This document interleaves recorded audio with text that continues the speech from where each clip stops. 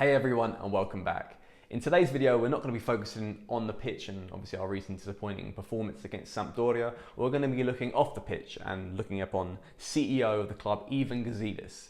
For some of you who don't know, Gazidis was brought into the club a couple of years back, had a previous role as executive, and now he is currently the CEO of the club, and obviously means he's very high up in the management ranking. He comes with a bit of history, comes with a bit of a contentious history with Arsenal, and known for, having a bit of a stingy appeal when it comes to expenses and probably not allowing you to spend as perhaps a major club would want to spend at a certain level on football players. He came into the club, and we know as fans that we've racked up a lot of debt over the years with the Chinese investors, and previously with Berlusconi before that. Not looking good when it comes to FFP.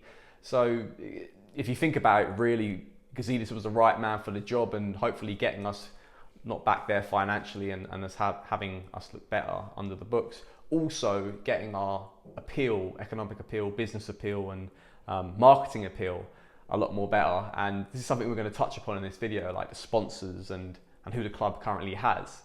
So firstly, we're going to look upon the main sponsors, and the first one we're going to look upon is obviously the shirt sponsor, and not something I'm wearing right now. Obviously, times change, sponsors change.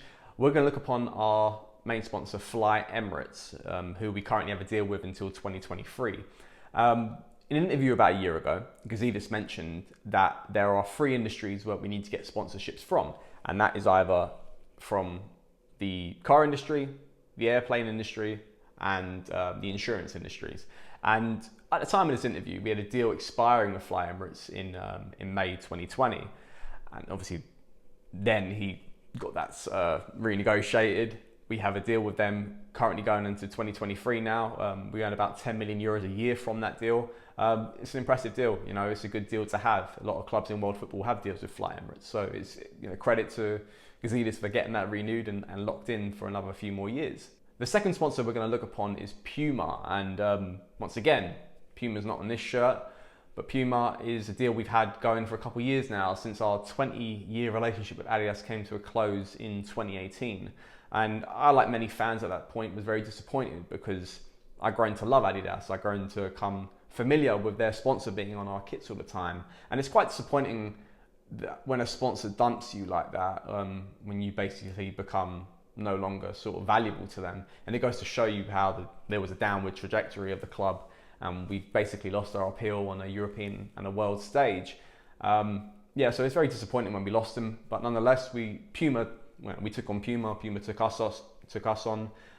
We currently have a deal with them, which is going on until, once again, 2023, and we earn about 15 million euros a year, which is decent. It's okay. I believe it's second place when it comes to sponsorship deals with Italian football clubs, obviously behind Juventus. But most notably is who the other clubs that Puma sponsor and how much money they gain from that sponsorship. And this is obviously room for improvement in the club and Gazidis.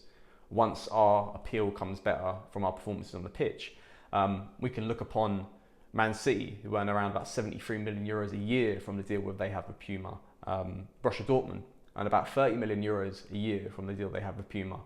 We earn half of that. So we need to really increase our performances when it comes to on the pitch, which obviously will increase our appeal, and we can gain more money from deals like Puma, or potentially seek elsewhere, maybe go back to Adidas one day, or potentially go to Nike, etc., and get more money from these sponsorship deals.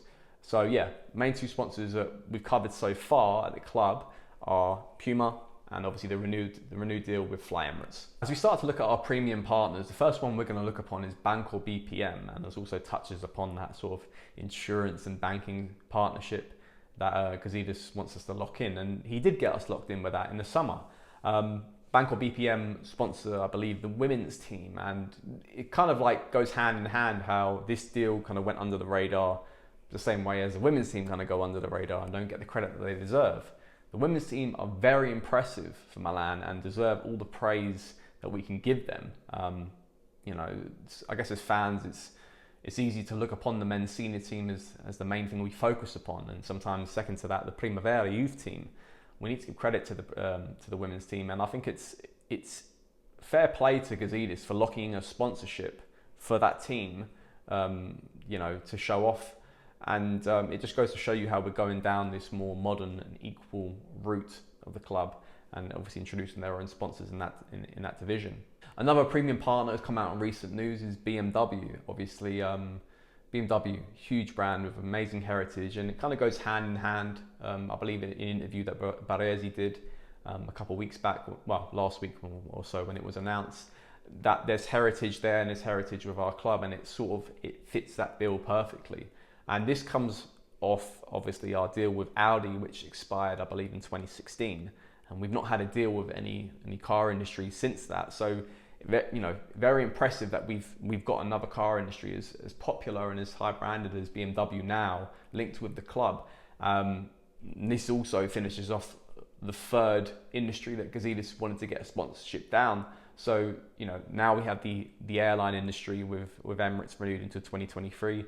We have the car industry with BMW locked in, and obviously we have the insurance banking industries with Banco BPM locked in as well. It just goes to show you that Gazidis is a man of his word, and he will take us down the routes we need to succeed economically and also commercially. If you ever notice Stefano Pioli on the touchline, you might notice him wearing a t-shirt with a little sausage dog logo on the side, and that is the fashion partnership we have with Harmont and Blaine, who are our style partner of the club. I believe this is also another company that Gazidis has brought in. I believe previously to that it was Diesel. Correct me if I'm wrong on that one. Diesel was our sponsorship on that one, and they had a few questionable designs, but no offense to Diesel. But no, so far Harmont and Blaine are doing a very good job sponsoring the club in a fashion aspect. Also, we can look upon the partnership we have with Skrill. All this information is on the Milan website. You can see all the premium partners and the main sponsorships, etc. I want to touch upon something that's very key, and I think it's something that's transcending and that's going to move the club forward into more of a modern approach. And we can see this with a few deals that Gazidis has recently done over the last year.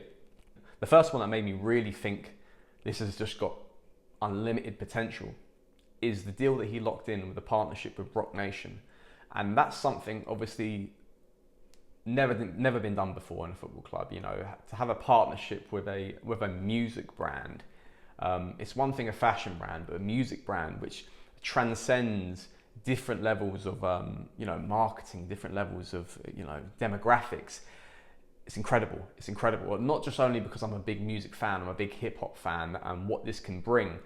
This has got just potential for everything, and it can make our reach, it can make our appeal so much more impressive of a club. So I can't help but look at that partnership with Roc Nation, and I just as a fan of things like the NBA, and obviously peeling off the Jordan brand, I can't help but look at how Jordan brand are doing so well with the PSG team, and what they're bringing out marketing-wise and fashion-wise, and it just opens up another level that a football club can generate income from and neutral sponsors and fans from. And I believe we have to go down this route, and I feel like Gazidis is going to touch into that. And also I found it very interesting. If you go onto the Puma website, I'm a big fan of buying obviously Milan merchandise. They brought out Baller, I believe it was a Baller t-shirt about 6 months ago or something. It's about £90 or something like that. Quite expensive, but it looks quite good at the same time. It just goes to show you that we're going down these different avenues of generating income and also generating an appeal to a neutral audience. You see it with celebrities sometimes wearing a Milan top. I've seen it actually increase quite a lot throughout the years. We need to get the club and we need to get the brand to be a bit more modern, be a bit more youthful, and we can't just rely upon the fans who exist from the history of supporting the club, or older fans, whoever it might be. We need to get more of that neutral, more of that younger appeal to the club, and get more people following it. Gazidis hasn't just settled on the traditional ways of introducing marketing sponsorships with deals with obviously fashion brands or cars or banks, etc. He's found other avenues for this, and most notably in the gaming culture. Gazidis has done really well bringing sponsorships with different gaming industries. We've even got a sponsorship right now with an esports team, which is something that a lot of clubs are doing right now. So he's bringing us more into this modern approach and elevate us in that industry. There are deals with EA Sports, FIFA, the biggest football game in the world. there was a deal, I believe, with Epic Games, Fortnite, massive game when it comes to PC or even just console culture. So he's taking us down this route because he knows that there is, limitless appeal that we can get from just being involved in these modern markets when it comes to gaming, when it comes to fashion. And he's not just settling on the old school ways of making money in a marketing appeal. What we do know as obviously fans or anyone watching this as a neutral, that the brand of Milan, AC Milan, is huge, and it has limitless appeal and potential for growth, because we are considered right now a sleeping giant. And if we look upon our rivals domestically, whether it be in Juventus, who are tapping into that, they've bought their own stadium, they've brought in a megastar like Cristiano Ronaldo, increasing their marketing appeal, changing their designs or whatever it might be to make themselves more modern. Milan has got incredible potential to evolve on this aspect, and even more than Juventus, more than Inter Milan. A recent study came out by YouGov. It announced us as the biggest Italian brand in the US and the Chinese markets. And some of you watching these videos for Sempre Milan might be from those markets, might be where that appeal has reached you to support the club. You might be from the US, you might be from Africa, you might be from China, Asian markets. And I think that's the whole point of a football club. It must transcend not just the city that it's from, not just the country it's from. I'm doing this video from UK, I'm doing this from London, because when I grew up, Milan was a huge club and it drew me in, and it needs to do that again. It needs to draw in more neutrals when it comes to not just buying a top, supporting the club. So this potential, and Gazidis has tapped into this so much, that Milan has just limitless potential when it comes to just evolving as a club and as getting us back to not also just where we were before on the pitch, where we were off the pitch. I want to walk down the street and I want to see people wearing Milan tops. It hurts me when I see people wearing Juventus tops and Ronaldo on the back. I want to see people wearing our tops. I want to see the Rossoneri on the, dubbing the street. We don't want to see a lot of it, but you're going to see it a few times. And this is where Gazidis earns his paycheck from, because he needs to increase our appeal when it comes to marketing, getting us better deals.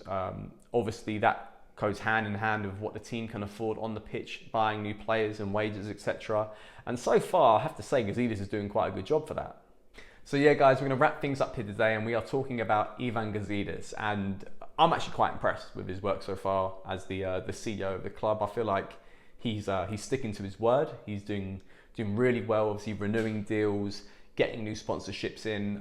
He's doing exactly what we require to get us back to eventually becoming a top club again. He's fulfilling his job. And I'm interested to find out what you guys think about how Gazidis is doing. And also it's quite interesting as well, we talk about, obviously I'm wearing an Adidas sponsored Milan top here, and we're currently with Puma.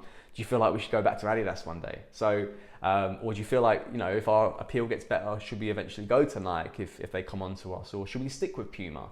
Guys, I'm interested to find out about how you feel about Ivan Gazidis, and also just as a niche one, what sponsorship would you like the club to go down the route of? So if you can do, guys, leave them in the comment section below. And until next time, guys, Forza Milan.